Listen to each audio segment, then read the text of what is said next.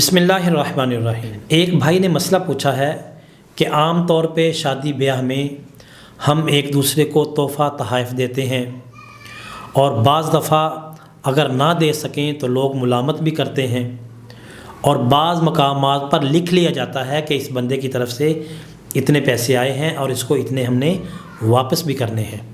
तो ये शरन कैसा है? याद रखिए कि हदिया देने से मोहब्बत बढ़ती है। आप सल्लल्लाहु अलैहि वसल्लम का फरमान मुबारक है, तहादऊ तहाबू, कि एक दूसरे को हदिया दो, इससे मोहब्बत बढ़ेगी। मगर शादी और ब्याह के मौका पर आम तौर पे जो तोहफ़ा तोहफ़ की सूरत में चीज़ें दी जाती हैं, ये तोहफ़े तोहफ़ कम है। तवान और ज़बरदस्ती गसब कहना इनको ठीक होगा। हाँ, अगर कोई बंदा किसी को देता है और देकर भूल जाता है और वापस भी नहीं लेता तो ये ठीक है।